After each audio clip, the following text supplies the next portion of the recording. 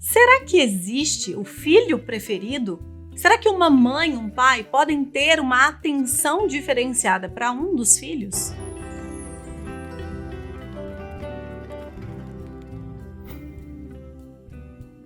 Eu sou Cristiane Schumann, sou psicóloga, sou mestre e PhD em saúde e hoje a gente vai conversar um pouquinho sobre o que carinhosamente eu chamo de Síndrome do Filho Saudável. É isso mesmo. Sabe por que esse nome?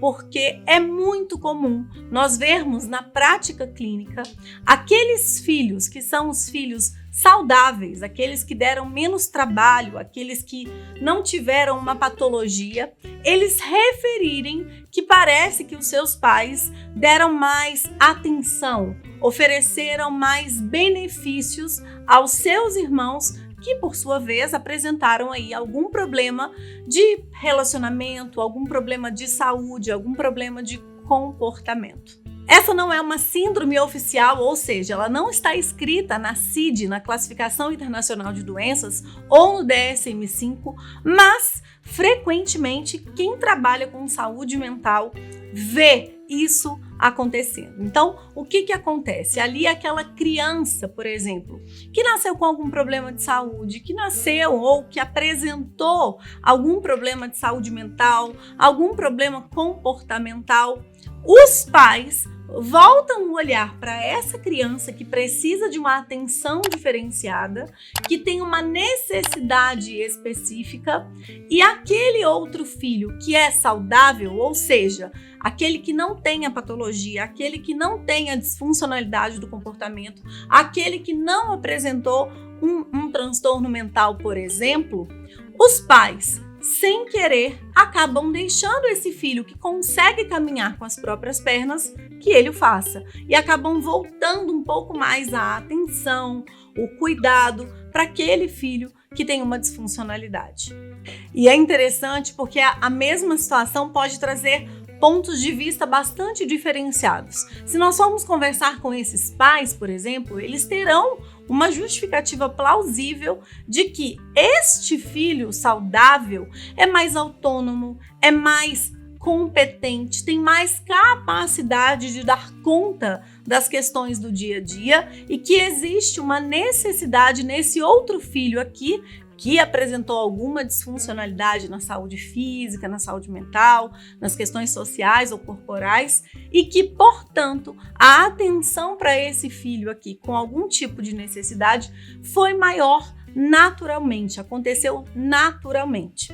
Se a gente pega, por exemplo, este filho saudável, ele tem consciência de que ele recebeu menos atenção, de que ele teve menos benefícios, de que ele teve menos vantagens em relação a esse cuidado, a essas ofertas ali do seu pai, da sua mãe, enfim, mas ele também percebe o quanto isso foi bom para que ele desenvolvesse essa sensação de autoeficácia, de independência, de autonomia, o quanto isso o tornou mais forte. E sabe o que é muito interessante? Se a gente conversa com esse filho não saudável, essa atenção que os pais deram, esses benefícios que ele teve ali dos pais, geralmente não foi o suficiente aos seus olhos. Ou seja, os pais que estão ali tentando, rodar os pratinhos de um lado ou do outro, não conseguiram cumprir aos olhos de cá essa missão de oferecer ali um cuidado especial para aquele filho que tinha uma necessidade específica. Então, frases do tipo, meu irmão ou a minha irmã teve muito mais privilégios do que eu. Eles estudaram em uma universidade paga, enquanto eu tive que passar em uma universidade pública. O meu irmão ganhou um carro, enquanto eu nunca ganhei um carro.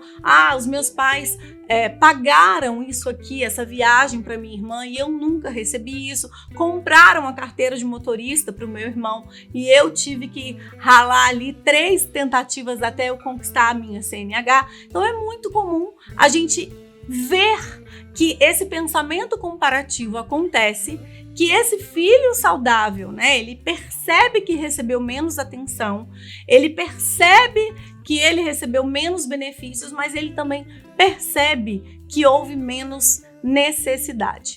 para aqueles que conseguem ressignificar essa vivência e verem o quanto isso os tornou fortes, autônomos, independentes, isso é muito positivo.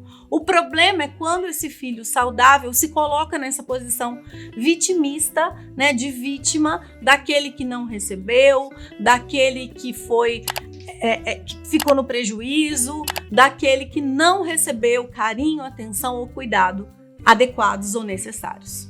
E quem está certo nessa situação, Cris?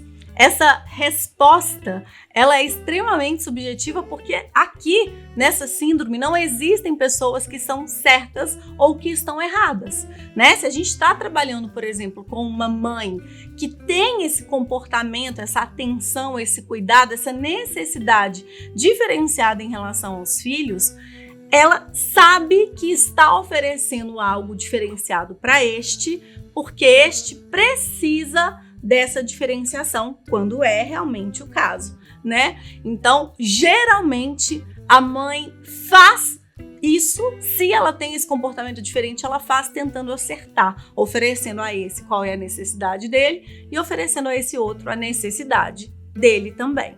E esse filho saudável, Cris, ele tem direito de requerer as coisas como esse irmão ou essa irmã recebeu, ele tem direito de dizer aos pais o quanto ele se sentiu prejudicado nessa relação? Sim, ele tem direito de fazer isso. É importante que ele faça, dê essa devolutiva de uma forma assertiva, ou seja, dizendo como ele se sentiu e não fazendo acusações a esses pais, mas ele tem sim o direito de expressar os seus sentimentos diante dessa diferença de tratamento. Se esse vídeo fez sentido para você, porque você percebe aí na prática isso acontecendo de repente dentro da sua própria casa.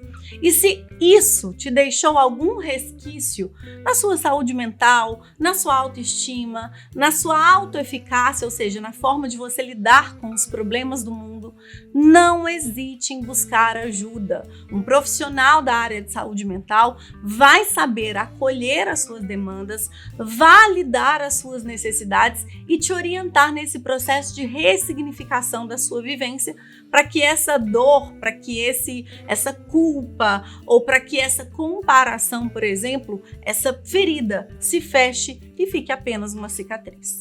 E me permita fazer aqui uma indicação, filiados a Cazuli, nós temos os principais, os melhores psicólogos do Brasil e saberemos indicar para você quem é o terapeuta mais adequado para atender o seu caso. Então aqui na descrição desse vídeo tem também os nossos telefones, fique à vontade e não hesite em buscar ajuda. Um abraço e até a próxima.